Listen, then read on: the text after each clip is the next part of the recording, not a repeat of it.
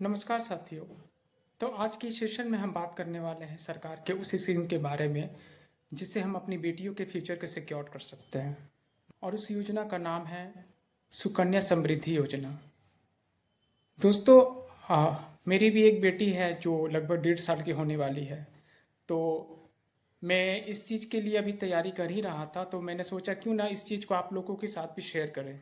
तो आप में से काफ़ी सारों ने इस स्कीम के तहत अकाउंट ओपनिंग कर ही लिया होगा और कुछ करने के लिए इच्छुक भी होंगे, लेकिन अभी भी बहुत सारे लोगों में कन्फ्यूजन में इस स्कीम को लेकर, इसके टर्म्स एंड कंडीशंस के बारे में लेकर। तो सारा डाउट्स आज के सेशन में हम डिस्कस करने वाले हैं, जैसे अकाउंट ओपनिंग कैसे कर सकते हैं, इसकी एलिजिबिलिटी क्या है, इसकी ड्यूरेशन क्या होती है, कितना अमाउंट आप डिपॉजिट कर सकते हैं, इसमें टैक्स बेनिफिट क्या होता है, हर एक पॉइंट्स पर आज हम डिस्कस करने वाले हैं। तो आइए शुरू करते हैं इस सेशन को। तो जैसे कि नाम से ही पता चलता है, सुकन्या समृद्धि योजना, यह स्कीम हमारी बेटियों के लिए है। तो इस स्कीम के अंडर अगर आपकी बेटी 0 से 10 साल तक की है तभी आप अकाउंट खुलवा सकते हैं इसमें, और एक बेटी के नाम पर सिर्फ आप एक ही अकाउंट को ओपन करवा सकते हैं। इन केस अगर ट्विन होती है तो उस केस में आप डबल या ट्रिपल अकाउंट ओपन करवा सकते हैं। बट अभी तक का यही अपडेट है कि आप इसमें एक बेटी के नाम पर एक ही अकाउंट को ओपन करवा सकते हैं। तो आइए अब बात करते हैं कितने से आप इस स्कीम में इन्वेस्टमेंट स्टार्ट कर सकते हैं। तो इस स्कीम में मिनिमम आप 250 रुपये पर ईयर से लेकर 1.5 लाख रुपए पर ईयर तक आप मैक्सिमम जमा कर सकते हैं।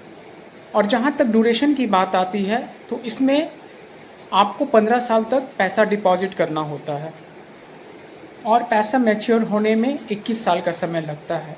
मतलब कि 15 + 6, 15 साल तक आपको पैसा डिपॉजिट करना है, उसके बाद पैसा आपका वहीं अकाउंट में पड़ा रहेगा, और नेक्स्ट 6 साल में आपका वो पैसा मैच्योर होकर आपको मिलेगा।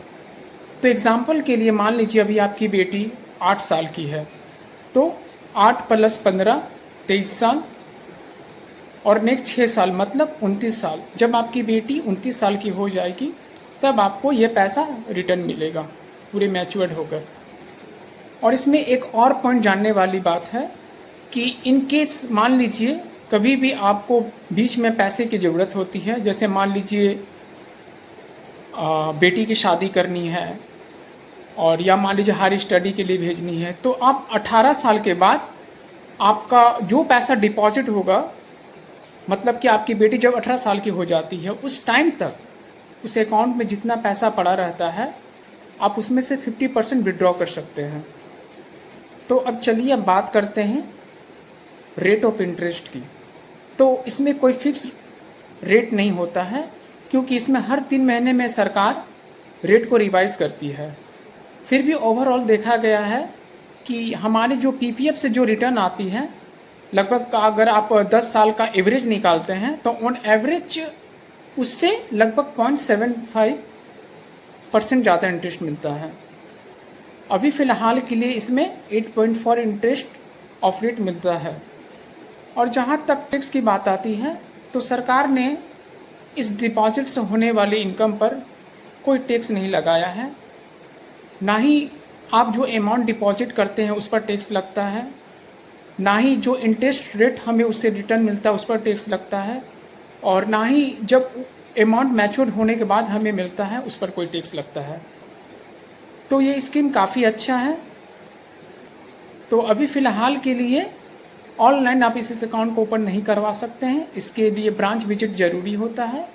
आप अपने नियर बाई ब्रांच में जाकर विज़िट कर सकते हैं और उसके अनुसार आप फॉर्म को फिलअप कर सकते हैं। और इसमें सबसे ज़रूरी क्या होता है कि आप अकाउंट जितना जल्दी आप ओपन करवाएंगे उस हिसाब से आपको बेनिफिट ज़्यादा होता है, इसमें कंपाउंडिंग का बेनिफिट आपको मिलेगा। फ़िलहाल के लिए अभी ही इतना ही साइन ऑफ करते हैं। जय हिंद।